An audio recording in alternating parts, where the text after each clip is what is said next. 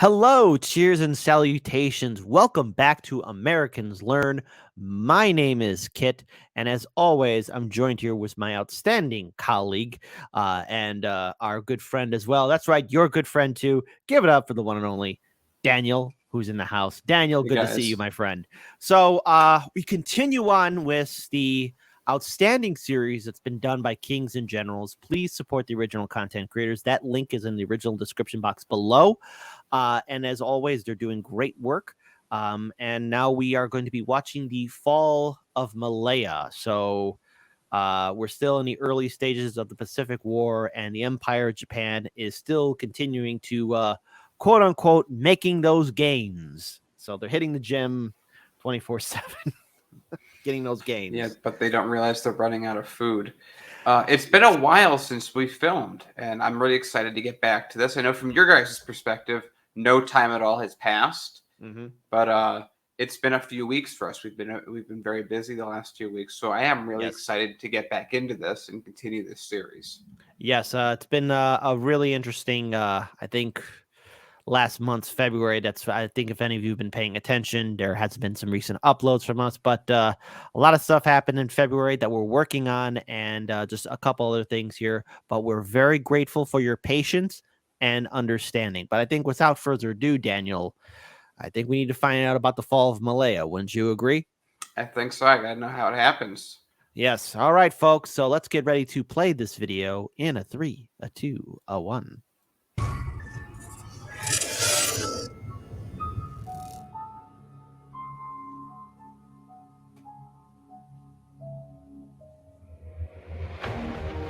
We have been following the Malayan campaign since the start of the war, seeing the British Empire continually prove that it was hardly prepared to defend its eastern possessions. After many lost battles and desperate rearguard actions, last week the complete pullout from Johor was finally ordered, signifying the fall of Malaya as the British defenders retreated into Singapore to protect their so-called eastern fortress, called the Gibraltar of the East. The situation thus looked bleak for the empire in which the sun never sets, with the rising sun looking like it could menacingly replace their hegemony in the east.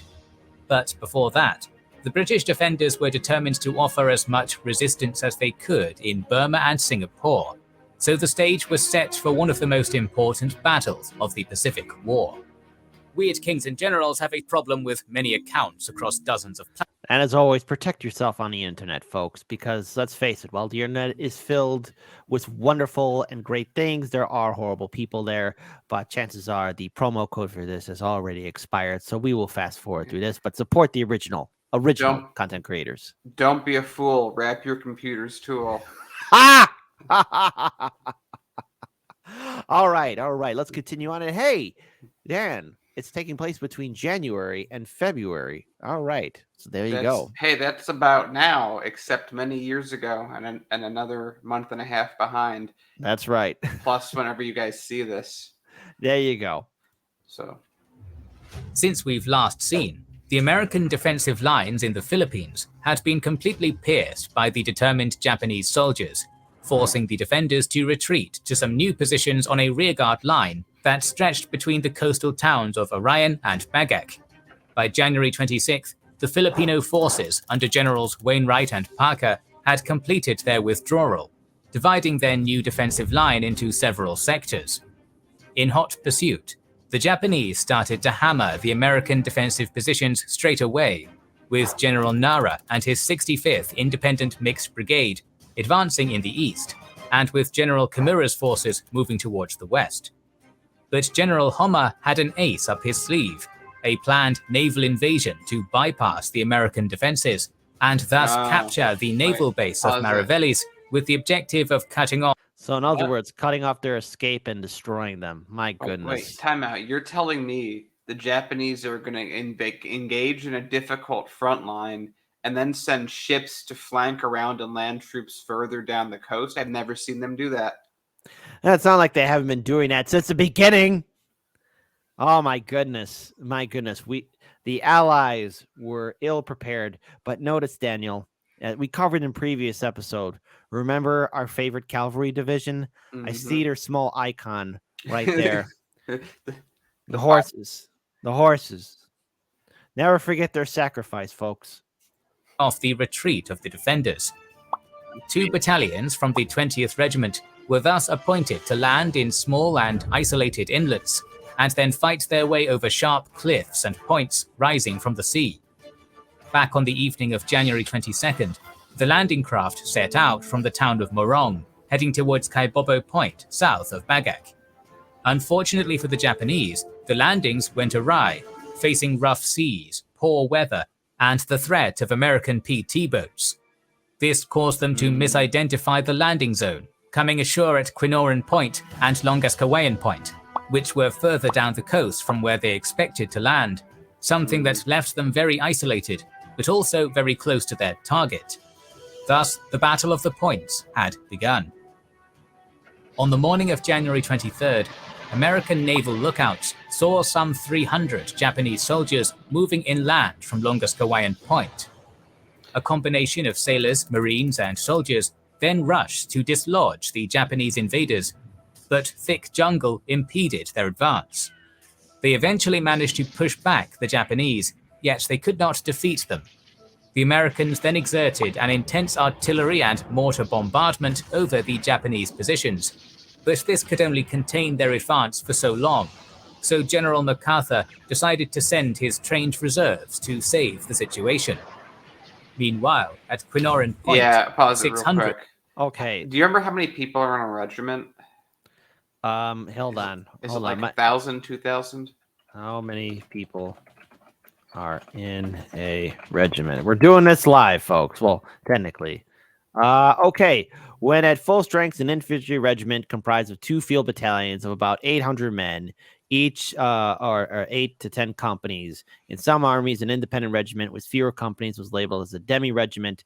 A cavalry regiment, rest in peace horses, numbered 600 to 900 troopers. So it's around 800. Well, no, is it 800 per? There's 2 halves to that 800? Or was I misreading that? When at full strength, an infantry regiment normally comprised of 2 field battalions of about 800 men. So, so it is 800. So it's like 1,000. Yeah. Okay, so plus the people that are already fighting, they're at 1,000. Okay, I just want to get it. So they're 3-1 advantage currently. Yes. Hold on. Wait. Let me just go further into this real quick.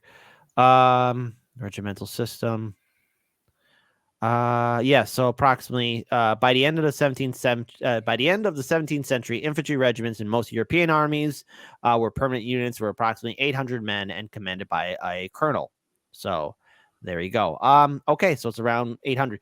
Folks, if people want to correct us, please type in the comment section below. But these could be also, this could be under strength. Yes. I mean, who knows? But they have about, it's 3-1. That's my mindset. Yes, and so there's the 3rd battalion, but then again, you could have numerous troops, but how disciplined are they? Are they seasoned veterans?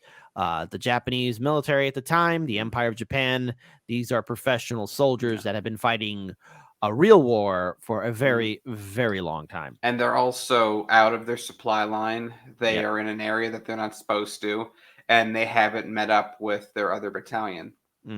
Agreed. Japanese soldiers managed to consolidate their position in the face of staunch opposition by American airmen and Filipino constabulary forces. For several days, the situation would remain the same, with both the defenders and the invaders trying to reinforce their positions as much as they could. Okay. On the night of January 26th, Kimura committed his reserve battalion and sent it from Olongapo to reinforce the Japanese at Quinoran Point. But this battalion would also be subjected to bad weather, landing instead north of Quinoran Point at Anyasan Point. In response, Wainwright sent 2 battalions of Philippine scouts and some M3 tanks to reinforce the American defenders, while the remnants of the American Air Force carried out a successful raid over the fields at Nielsen and Nichols. While the Battle of the Points played out, Homma decided to appoint Lieutenant General Morioka Susumu to command the offensive against Wainwright's western area, reinforcing him with 2 battalions and some support units. Using night attacks all along the Orion-Bagak line, the Japanese would also manage to make some limited incursions during these days. But on January 28th, After 2 days of heavy fighting and a successful night assault, Nara would finally manage to breach the defensive line in 2 places at Sector C. Despite these successes, the Japanese would fail to exploit their gains, so their advance would become bogged down. The next day, reinforced by Philippine scouts and tanks, the American defenders would also manage to destroy the Japanese forces at Longaskawayan Point, Oh, wow. thus removing the closest threat to Mariveles. Still, 2 more points were in Japanese hands. They were out 3-1. Yeah, true. But I mean, we've seen in previous videos where, the military forces of Japan were outnumbered and managed to be successful. But we mostly saw that against that's what I was saying in the previous videos, is that the American troops seem to be doing better at not just getting their ass handed to them than the British troops were. And I saw some people in the comments were talking about how the British actually did have, as I was saying that they had sort of their dregs of their troops. Apparently they had some experienced troops there as well. Mhm. But again, it's an economic argument that they just didn't have the supplies. America always has supplies. If there's one thing America always has, it's supplies. Always in abundance. So there you go. It's just a matter of we didn't always have the best leadership, but it seems like the people we did have weren't the worst here. So, and the thing is too, what I also find surprising though is while they're building their defensive perimeter against an onslaught from the army, they're not even at least the allies, the American forces here in the Philippines, are not taking into account any kind of naval engagement. Like it's so reckless that wasn't the case. I mean, it surprises me how many times the Allies or either any opponent was underestimating the Empire of Japan. And also, don't forget that it seems so weird today for me to say this, but less than like a 20, what would it be? Is the first? We're in the Second World War. Yeah. I was trying to do the timeline. 30 years before this point, America had 100,000 soldiers. That's right. Which was nothing. That was like less than minor states in Europe. Yeah. It's kind of crazy now. And they would continue to menace MacArthur's plans until they were removed. Now we turn to Borneo, where the Japanese forces were continuing to consolidate their gains on the island. Since the fall of Kuching, the remnants of the Punjabi battalion that were sent to defend British Borneo had retreated to the airfield of Singkawang II, joining a garrison of 750 Dutch soldiers. There, Colonel Lane placed his battalion under Dutch command for the defense of the airfield, while the Japanese forces of the Kawaguchi detachment prepared to execute a land-based attack from the north and a coastal assault from the west. On January 24th, this attack finally came to fruition, as 5 Japanese companies crossed the border and started their advance on Singkawang. The following day, they had reached a village northeast of the airfield, where Colonel Lane decided to launch a swift counterattack on January 26th. Yet this attack was repulsed, and by night, the Japanese had launched a strong assault that had turned the flanks of the defenders. With the battle lost, the Allies started the evacuation of Singkawang II airfield on January 27th, with a I'm not going to play this game because I value my life, but for anyone watching, anytime the Japanese flank someone or attack at night, take a shot.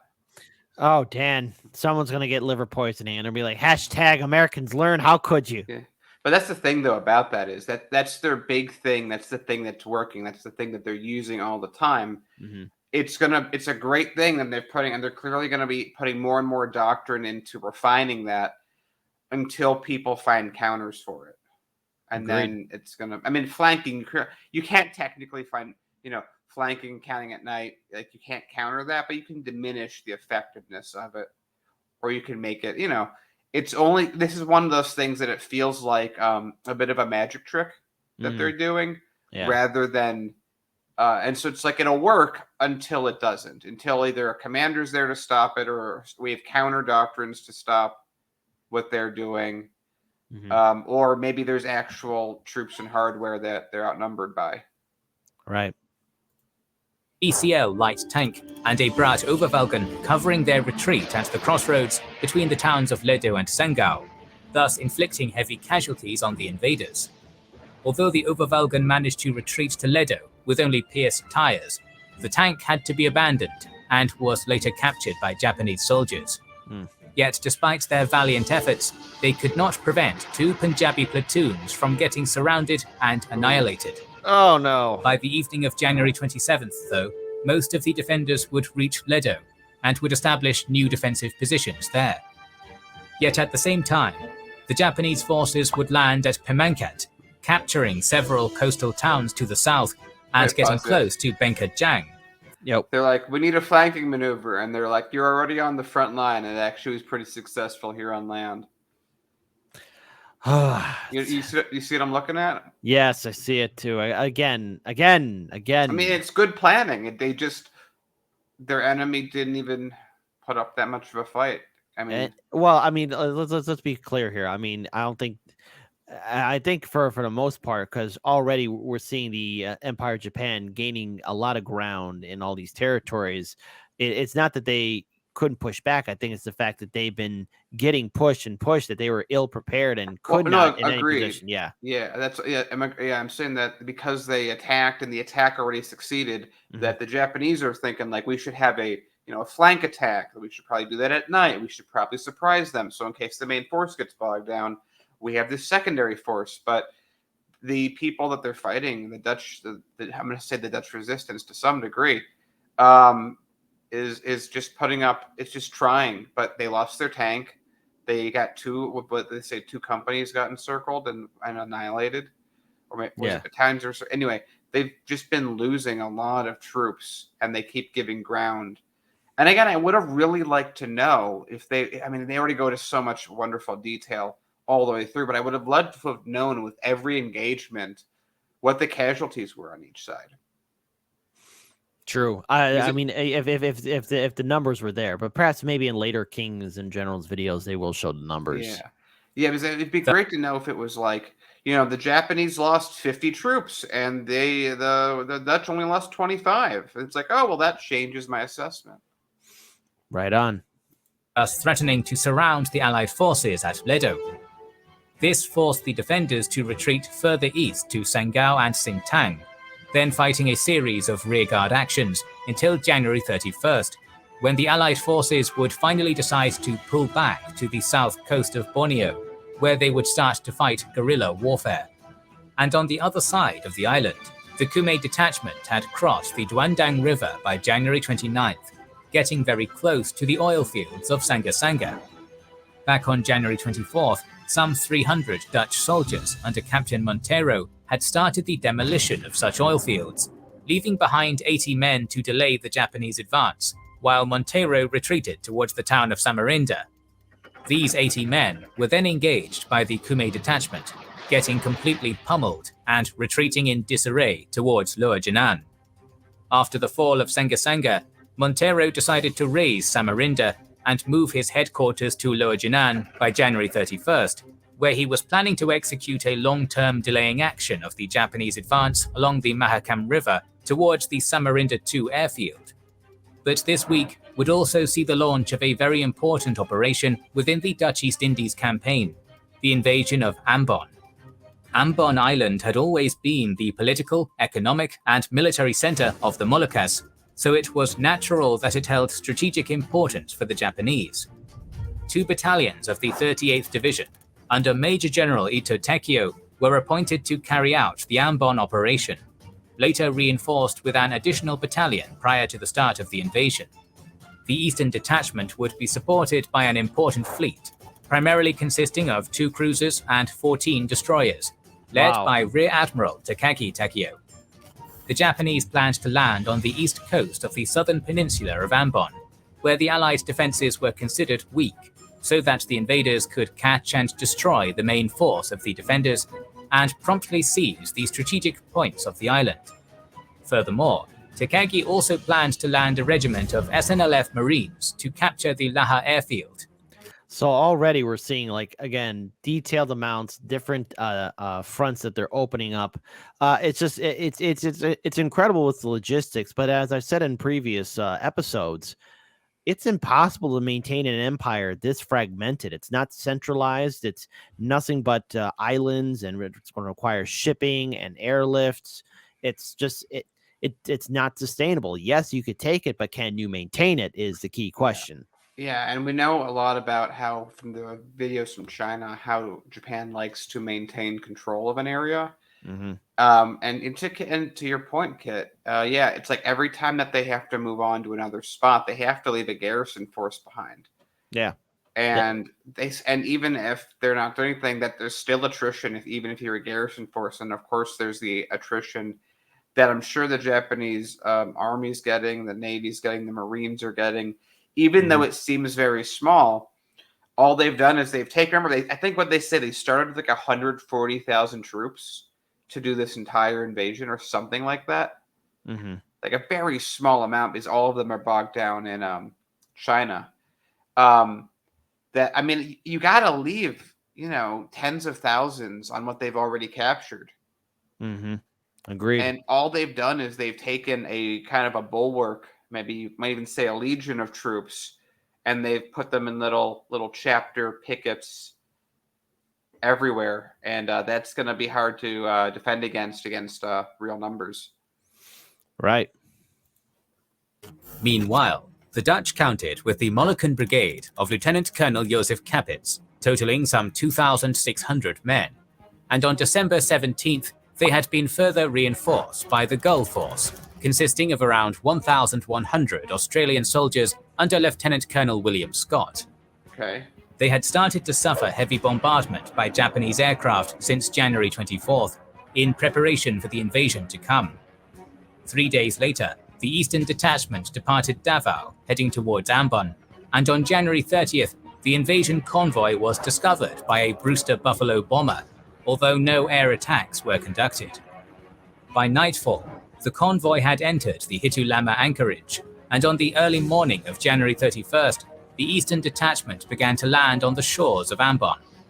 Following the landing, Ito Man, ordered his you men to pause push that. ahead and advance towards. I Wow. mean, like, they saw them coming.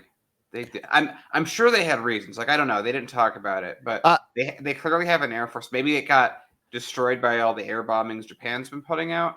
But I uh, would expect that they'd have a guy on every high point in that island with binoculars looking in the direction of those transports ever since. I think they saw them coming, but there was really nothing they could do to really stop it. I mean, at this point, let's face it, the Air Force, the Navy, the armies that the Empire of Japan was fielding had at that point in time the most current, up to date military technology to use against their opponents that were ill prepared. And the reason why eventually the tide was turning for us later on, and probably the series will talk about it, was because of the ingenuity from the Allied forces in the home countries of the United States, Great Britain, Canada, Australia, etc., to where they were able to upgrade their gear and tech, and plus military commanders were able to analyze what tactics Japan was able to use. At this point, everyone's kind of surprised with the bag of tricks the Empire has. And let's face it, tricks are not for kids. Yeah, and it's like also they're moving really quickly all the Yeah. way through this. Again, we've talked about this before in previous episodes. These are people, these are militaries that do not have enough equipment. Their home empires are facing severe economic issues, plus they're at war in Europe, or their governments have been broken up. Like, so the Dutch, if I'm not mistaken, they're in exile in England right now, if I'm not Hmm. mistaken. Good luck having a successful logistics train. Exactly. Towards the city of Ambon across the steep mountains. Thus, a Japanese battalion quickly took the strong positions near Paso and Betugong, and then advanced towards Ambon and Halong by February 1st, while the rest of the detachment, aided by air and artillery support, overran the Dutch forces on the coast and advanced directly on Ambon in 2 columns. with most of his defenses And now designed they're to split in repel half. attacks from the north and But go ahead. I was going to say now they're split in half just like that. Yeah, exactly. west. Kapitz could do nothing to help his desperately retreating forces. Furthermore, at noon on January 31st, the Allied communications were cut, so Kapitz could not communicate with the 400 Australian defenders at Laha, which were being attacked by SNLF Marines. On the early morning of February 1st, the Japanese would finally consolidate at Paso, and Ito would manage to capture Ambon at last, forcing Kapitz and some 800 Dutch They have to soldiers surrender. to surrender at Halong. Go ahead. And what I was going to say, what else are they going to do? They're retreating right into the main force. You know, I think it's easy for us and for to be armchair generals and be like, well, they should have done this or this. But the one thing after reading so much of the history in regards to what happens to military prisoners when they surrender to Japan, It's not good. it's not good. And honestly, if there was perhaps there wasn't a way, perhaps there was no way, but I would just Yeah, say to my surrendering forces, still meant that more survived than fighting to the death. yeah, but either that or just, hey, everyone sneak out. You're going to be guerrilla fighters. You have a better chance of fighting as a solo unit. Good luck to all of you. I don't even know about that because then you have to deal with the tropical diseases and you still need bullets. I know. And my guess is they're all armed with like bolt action rifles. I'm just guessing based on how I don't know, man. Okay, so let's just agree to disagree that there was probably even we wouldn't know what to do, or perhaps we would just be making the same or be making the same conclusion. Perhaps I would say to some of the forces, hey, to more seasoned veterans, like, hey, get out while you can. You're going to be guerrilla fighters. Good luck to you. The rest of us surrender. I don't know. Maybe a middle ground. Well, yeah, but then it's just like to your point. My thought is still that they lost the fight before the fight started. Yeah, because of the position they're already in. Yeah, they don't have the right equipment. The leadership doesn't even have a picture, and I expect most of the Western silhouettes to have photographs. So the fact that this guy doesn't, says stuff to me. It's already a lost fight by the time it started. The Japanese are using aircraft carriers to pre-bomb them. They know where they're weakest. They're invading where they're weakest. Their Marines are very good, very modern equipment for that time period. And the Dutch are sitting there with no troops, no logistic, no real government even backing them. And so, sure, we could say, I could say, go look with binoculars to this or that. But what are you really going to do? Yeah. I hear you, man. But the Australians kept fighting on, successfully repelling the Japanese invaders at Laha and on the Nona Plateau, yet we'll continue to cover their heroic defense next week. Now, we finally return to Malaya, where the British forces were starting to execute an orderly retreat towards Singapore, with the Australians withdrawing down the Trunk Road and with the 9th Indian Division moving down the railway. The retreating Indian forces from Muar were also withdrawing from Batu Pahat, with General Bennett sending the recently arrived 53rd Brigade to help them. On the early morning of January 25th, though, the Imperial Guards Division launched their attack over Batu Pahat, while some of their men also began to press a retreating Australian brigade at Ayahitam. Despite the strong barrage of the invaders, the defenders held firm and repelled each of the enemy attacks, inflicting heavy casualties on them and forcing the Japanese to retreat. Later that night, their valiant fighting had given time for the main Australian force to withdraw south towards Singpang Rengam. And at the same time, after a hard-fought struggle at the Nithsdale estate, elements of the 9th Division had pulled out of Kluang towards Sayonghalat and Rengam by January 26th, continuing their retreat south through the railway the following day. But on that same day, the RAAF launched a strong attack over Endau, which had been captured by the Japanese 18th Division back on January 21st, and was receiving reinforcements by sea. Wow.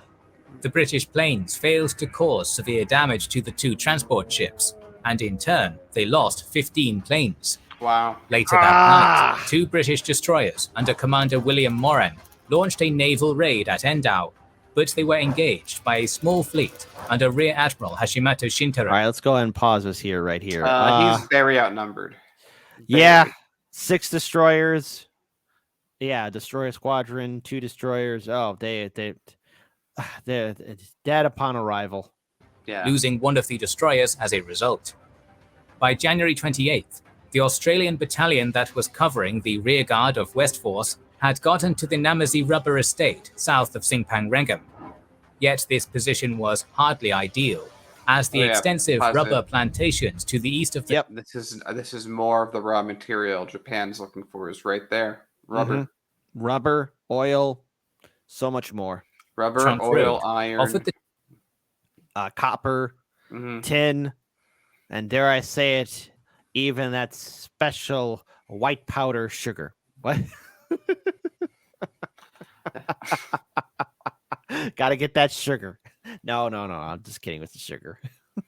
the Japanese the chance to outflank the positions of the defenders, and this was exactly what the invaders would do.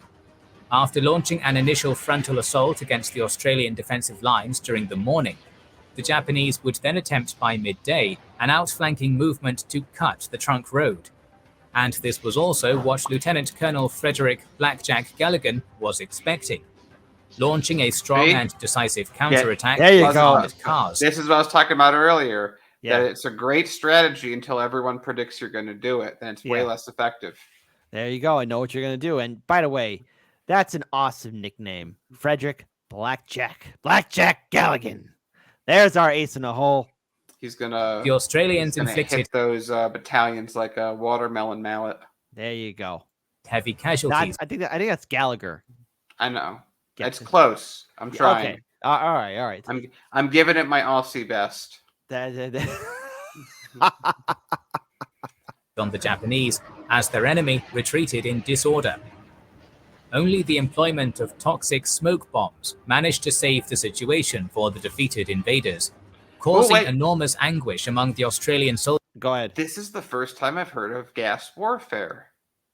Huh. At least using in the Second World. I mean, it was used. I think maybe this is the first time we're hearing about it in this theater.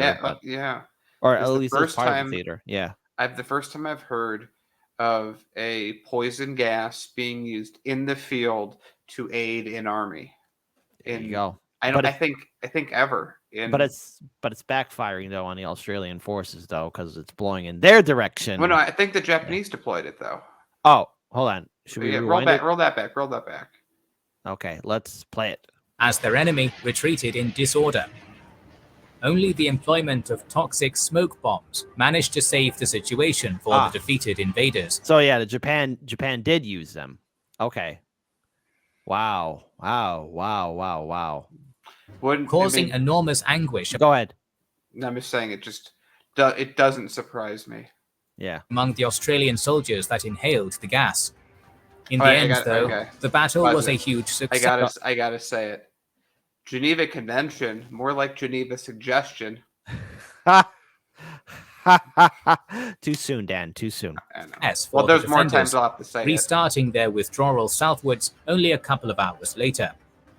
The following day, they had gotten to the north of the town of Ayabemben, where they were again engaged by the fast and tenacious Japanese soldiers. In the meantime, Indian forces got to a roadblock close to Sengarang, while the 53rd Brigade advanced from Bennett to occupy Rengit in an attempt to help the Indians.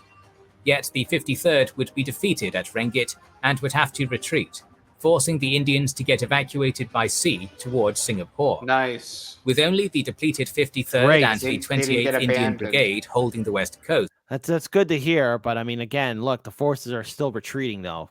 Yeah, that doesn't Percival look good. would have no other... Go ahead. Sorry, I didn't mean to cut you off. That doesn't look good. Yeah. Choice but to deploy the still resting 11th Indian Division, now under Major General Berthold Key, at Skudai on the Trunk Road. But to the east, by January 27th, the Indian Division of General Barstow had gotten south of Layang Layang, where they found out that the railway bridge had been accidentally demolished, thus separating the 22nd Brigade from the 8th Brigade up ahead, and leaving them without communications. The following day, the misfortune of the 22nd Brigade increased, as they ran into a Japanese blockade over the railway that took them by surprise and managed to kill Barstow. This left Brigadier George Painter in charge, and he now faced a difficult decision whether or not to attempt an encircling movement around the enemy to continue his retreat. In the end, he chose this jungle exit, but after following a track through the jungle, the passage abruptly ended, leaving the Indian battalion with no other choice but to continue through the jungle without a compass. After 4 days of jungle trekking, they got north of Sedanag, but they were met by another Japanese force of the 5th Division that finally forced them to surrender. Meanwhile, the Australians under Galligan continued to offer ferocious resistance at Ayabamban against the Imperial. Go ahead. But it's crazy the amount of times I've heard in history, like a large portion of an army getting wiped out because someone blew a bridge too early is like 4 times now. Wish it didn't have to be that way. Imperial Guards Division, then retreating after a couple of hours to the vicinity of Kulai. They held this position across January 30th without giving any more ground and inflicting many losses on the enemy. The precious time that they bought allowed the rest of the Australian forces to safely retreat towards Singapore, and by January 31st, the last British unit crossed the Causeway Bridge at Johor Bahru, finally abandoning the Malayan Peninsula. After blowing up the causeway behind them, the defenders began to establish positions across Singapore, concluding the fall of Malaya at long last. This has been all for this week, and this has been a very eventful week indeed. Next week, we'll continue talking about various operations across the Pacific Ocean, so make sure you are subscribed and have pressed the bell button. All right, well, there's a lot to unpack there with that, with that unfortunate situation with the Allies. It seems at this point the British forces in that theater have been effectively defeated. We looking at the map, the Kingdom of Thailand is under Japanese occupation. Malaya is under Japanese occupation. French Indochina under occupation, and the Philippines, the American forces are about to be overrun. Things are not looking good for the Allied forces in the Pacific theater. So, Daniel, any other kind of final notes you'd like to add to this? Yeah, I think that it's just, again, it's not looking good. Everyone's retreating. No one's prepared. Japan is prepared, but Japan is ironically making themselves weaker by trying to make themselves stronger because they are losing troops. I don't know exactly how many they've lost in the campaign. I'm sure it's not a whole lot. I know their losses were relatively minimum in this process. There's really nothing more you could really add to this, but the thing is, let's talk to you, our viewing audience. What are your thoughts so far on this presentation from Kings and Generals? Is there any additional information you'd like to share with us? And by the way, to our audience, be it from America or international, did you have any relatives who fought with the Allied forces during this theater? Do you have any stories you wish to share? We would like feedback. Yes, we do read the comment section, but I think it's important that we do have an engagement, and let's all be polite and kind to each other in the comment section. But this is a story that's, well, I think a lot of us are still dealing with the aftermath effects of World War II and how the current world order is a result of how this war happened. Yeah, so give us your thoughts, give us your feedback, and if you like this kind of content, please give us your feedback. But otherwise, we'll see all of you on the flip side. Take care.